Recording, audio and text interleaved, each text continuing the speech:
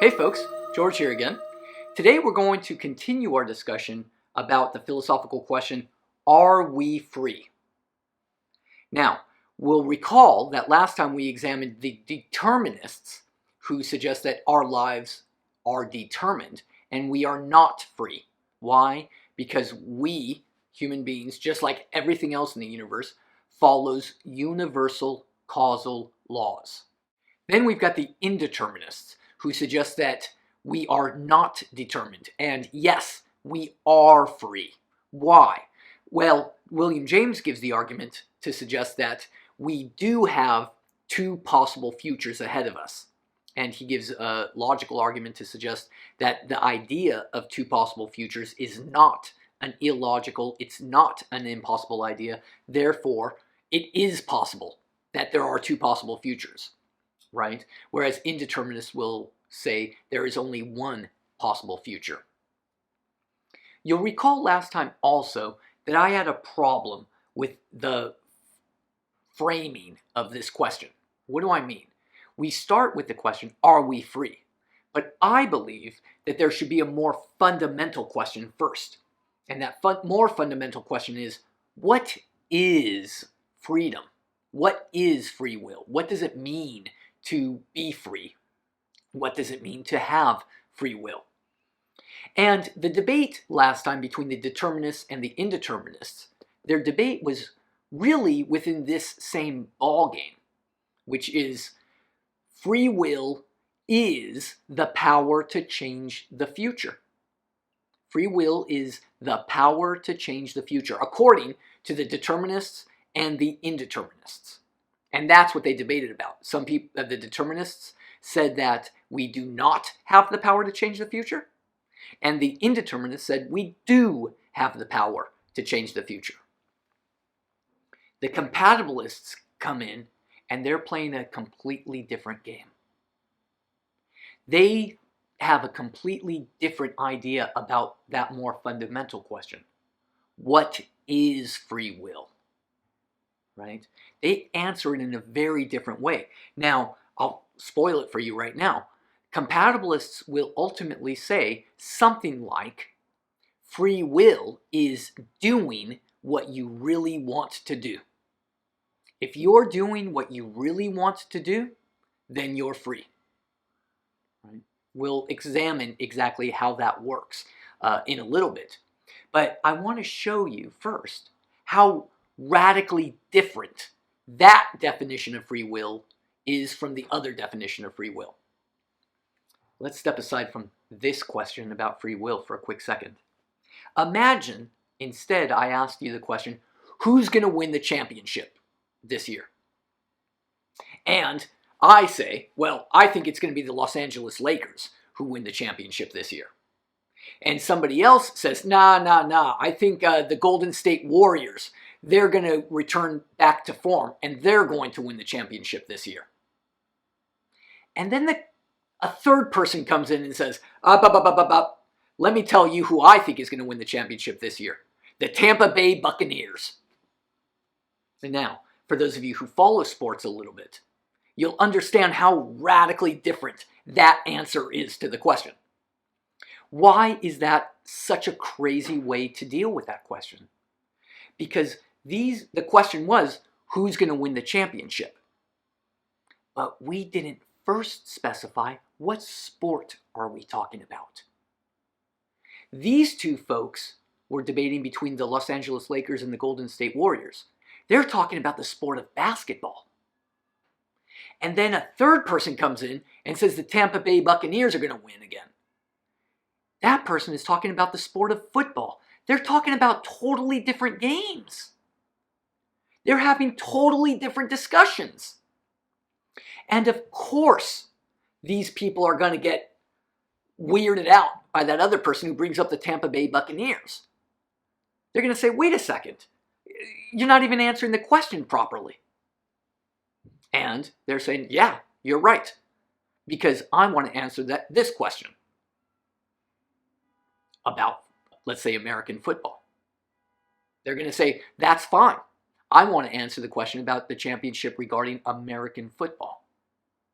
I don't want to talk about basketball. Now, what does that illustrate? That illustrates that some philosophers have a terrible misunderstanding of the compatibilists in the debate about free will, right? And this is one place where I actually dislike how John Chafee has organized his book. Why? Because John Chafee puts compatibilists kind of in between indeterminists and determinists, as though compatibilists are a middle ground. They're not a middle ground. They're not a middle ground at all. They're not even talking about the same game.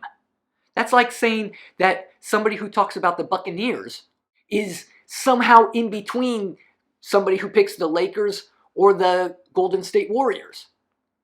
That person isn't in between. They're having a completely different discussion.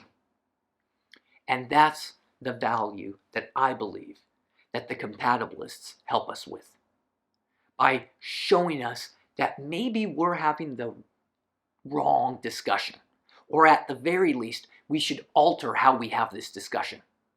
We shouldn't have the discussion as we all assume we should be having it. You all are assuming we're talking about the power to change the future. Or you all are assuming that we're talking about basketball. I'm talking about, what do I really want to do? That's the important question. Or, to keep with the sports analogy, I'm talking about a totally different sport, football, American football. And that's the value of the compatibilist position, because they're showing us that maybe we should have a different discussion altogether. They're not in between. They're totally different. So let's see how totally different they are. Again, compatibilists are looking at the question, are you doing what you really want to do? That's really the question that is asked when we say, are you free? We substitute the word free with what? Well, what is free? What is free will? Free will is doing what you really want to do. So the question, are you free, should be changed to, are you doing what you really want to do? And of course, how do you find that out? Well, you ask people, are you doing what you really want to do? Some people will be free, and some people will not be free. Some people will be free in the morning, but less free in the afternoon. I think that any of us who have a job that we don't really like can resonate with this compatibilist position. Can't we? That we do feel like we're enslaved in certain ways. I don't really want to be at this job. I've had those jobs, by the way. I've had those jobs. I don't want to talk about them right now. But I've had a job like that I didn't really want to do, that I felt like I was forced to do. And so when I was at that job, I was not free. But later on, when I went out with friends, I was free because I was doing what I really wanted to do. Well, it's a little bit more complicated than that, and we'll see why I squeeze in that word really. Are you doing what you really want to do? We'll see the complications here in a little bit. First, we're going to start with the philosopher that John Chafee gives us, W.T. Stace. W.T. Stace really fleshes out this notion about, are you doing what you want to do? And if the answer is yes, then you are free. He gives us fictional examples. The first example is two people who are doing the exact same thing. Two people who are doing the exact same thing. They're both starving. Two people are both starving. However, the question is, are you doing what you really want to do? We'll ask the first person, Jones. You're starving. Are you doing what you really want to do? Jones says, no, I'm not doing what I really want to do. I'm trapped on a desert island. And I couldn't find food anywhere. I wish I could find food, but I couldn't find food anywhere because I'm on a desert island. Therefore, Jones is not free. Then he asks Mahatma Gandhi, who is starving. By the way, Mahatma Gandhi went through many hunger strikes. Are you free? Do you do what you really want to do? And even though Mahatma Gandhi is starving, nearly to death, he's going to say, yes, I am free. Why? Because I am doing what I want to do. I want to be on a hunger strike so I could show to the world all the injustice of imperial British crown over India. And that is the difference between a free starving person and an unfree starving person. One of them is doing what they really want to do. The other one is not doing what they really want to do. As a matter of fact, the other one, Jones, wishes he were doing something else. So clearly Jones is not free. The other example that W.T. Stace gives us is two people who sign a confession at the police station. Confession to murder. One person signs a confession. Why? Why are you signing this confession? They're both doing the exact same thing. One person signs the confession because I want to tell the truth.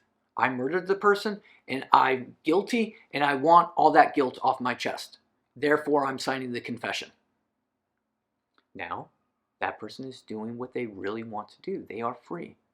The other person, by contrast, that he gives, says, no, I was beat nearly to death by the police officers. That's why I signed this confession.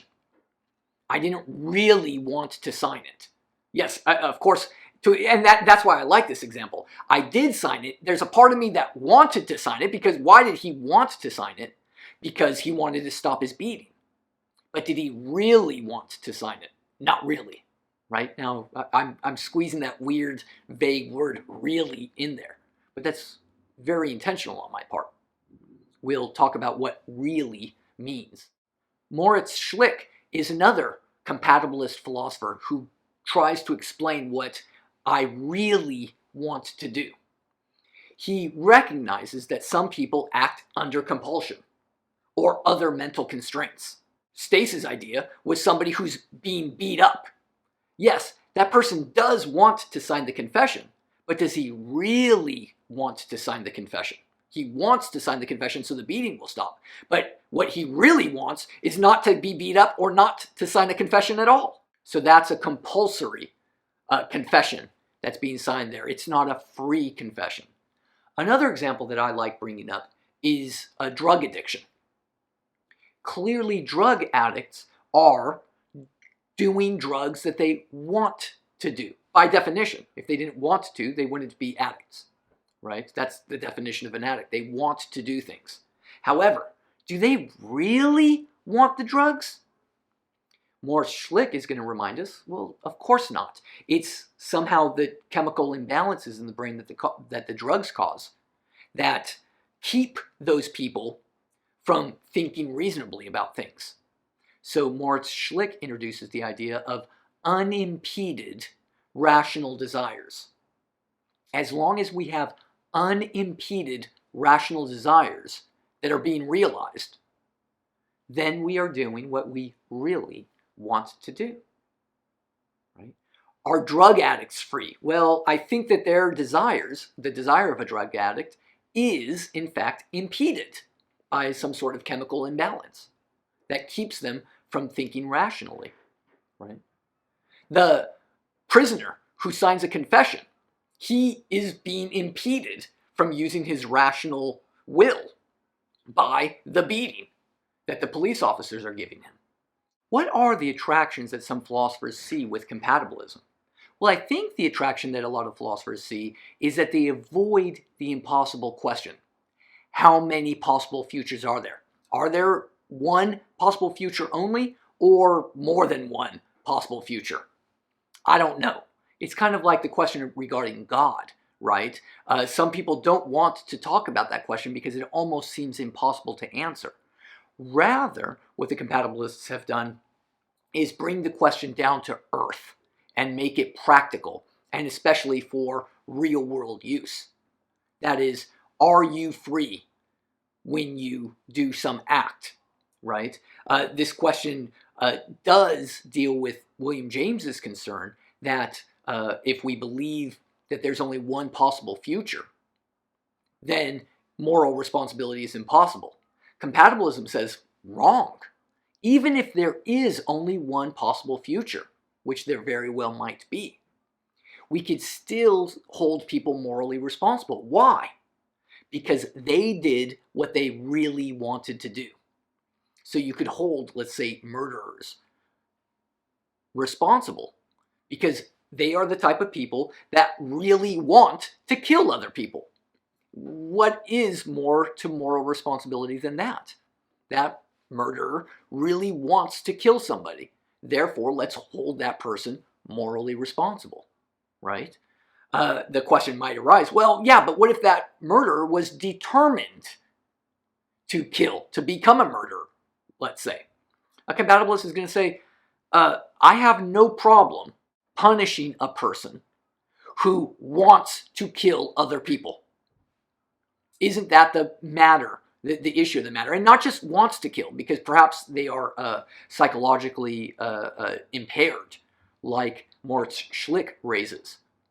However, when we do find people who really want to murder innocent bystanders, and they say, yes, I really want to do this, and they have all their rational capacities in order, then, yeah, a compatibilist is going to say, I have no problem punishing such a person. Would you have a problem punishing such a person, even if they were, even if it turns out that we are determined? It's an interesting question, right? Because many of us do still, when we talk about free will, we do still have in the back of our minds this power to change the future and go in different directions. And many people are very much connected to the idea that if there's only one future, then free will is impossible. However, what I do think this compatibilist position really helps us with is to understand what's missing in the debate between the indeterminists and the determinists. Clearly, there has to be something more to free will than merely the possibility of two futures. Free will does have to have, doesn't it, something about what happens in here. That is, what kind of desires I have, and if they're real desires or impeded desires, what I'm calling real desires. Forgive me. I'll use Moritz Schlick's more careful formulation. If they are unimpeded rational desires. And isn't that important? Well, I think it's going to be very important for feminist analyses of freedom and free will. And that's why I'm talking about feminist analysis of free will along with the compatibilists. I feel like this feminist that I am going to talk about today, Marilyn Frye and Sandra Bartke, are not concerned about how many possible futures there are. Rather, they're concerned about something that goes on in here and how we think about our lives and how we think about the way we act, right? So let's go into these feminist analyses of freedom then. The key idea that Marilyn Frye offers to us is the role that cultural oppression plays on our understanding of free will. What does that mean? Well, I think what it means is really summed up in this quote. One's life is confined and shaped by forces and barriers which are not accidental or occasional and hence avoidable, but are systematically related to each other. That is, the way I see the world is shaped by the culture that I'm in. And am I really free if my culture has taught me to act in a very, very specific way? Well, Marilyn Frye is going to challenge that idea. Because, by the way, and we've probably seen this argument a lot, that there are a lot of women who might say, wait a second, I want to be a housewife. I don't want to be a CEO of some big company. I merely want to be a housewife. Why are you bothering me about my free will? Well, I don't think that Marilyn Frye is going to have a problem with women who want to be housewives. I think that there are many feminists who do want to support women who want to be housewives and raise children. I think there's a great value in raising children, and I think that many women understand and recognize the value of raising children and being a housewife. What Marilyn Frye's point is, rather, is that there might be something wrong with wanting to be a housewife if you are raised in a culture where that's the only possibility for you. Of course, where the only possibility is to be a housewife, of course women are going to grow up and only want to be housewives. And that's what she means by cultural oppression. I think this really goes a little bit further by Sandra Bartke's analysis. She says it's really easy to recognize when there's political oppression or economic oppression. I think paradigmatic examples of political or economic oppression are slavery. That's easy to see when we see people locked up in chains. But it's a lot harder to look at ourselves and recognize the cultural oppression that is imposed upon us. The point being, if people don't know that they're oppressed, they don't fight back. If people don't know that their lives and their life choices are being constrained, then of course they're not going to want more. I like using this word brainwashing. It's almost as though people are brainwashed. And that, I believe, is what Marilyn Frye and Sandra Bartke are both arguing for, is that in many societies, women are brainwashed. They might think that they're free, but in fact, they are brainwashed into accepting and being happy with a very narrow scope of how to live a life. So again, it's not that there's anything wrong with being a housewife and raising children. That's not the problem. What the problem is thinking that that's the only way to live and not recognizing that there are other choices to be made. Now, let's step back from a feminist perspective for a second. I think we could see this around the world when we see other types of political and cultural oppression, especially cultural oppression within a political context. There are countries around the world that think and believe that they are free. I, for example, talk about North Korea. That when Kim Jong-il died, many people cried and wept.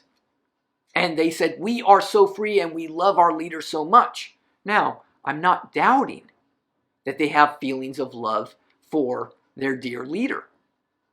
What I think the point here is about cultural oppression is that they don't realize that they've been brainwashed. It's easy to look at other places, for me at least, like North Korea, and point to brainwashing. It's easy for me to point to places like religious cults and say, look at those people who are brainwashed. But it's harder to recognize the brainwashing that our own culture and our own society does to us from birth. And that's the feminist insight here, that we have to recognize that we are being brainwashed to a certain degree, that women are being brainwashed into living certain lives and taking certain attitudes. Now, let me back up a minute. I don't think that, I always push back against the notion that feminism is about empowering women. I think feminism is about empowering men too. How many males are watching this right now and might be unemployed and might want a job and say, my goodness, I just want a job. How many males have considered, who are unemployed, have considered a job in nursing? How many males consider jobs in early childhood education? Let's say preschool education. How many males have considered jobs at senior assisted living centers to care for the elderly and the infirmed? Why is it only females who think about jobs like that? And if males do want jobs, are desperate for jobs, they might go into more male-oriented jobs. What Marilyn Frye and Sandra Bartke are suggesting is that we should all recognize the brainwashing that we've all experienced, and especially the brainwashing that we've experienced in terms of gender roles and gender identity, and try to break free from such brainwashing. And that will help free will and actualize free will in a much more effective manner. And I hope that you all think about these questions a bit more, and that we are all, after discussing these questions about free will, now considering living a more free and take more control of our lives in this way. And I think that's the value that philosophy brings to discussions like this. How can we live more free, more fruitful lives? See you next time. Bye-bye.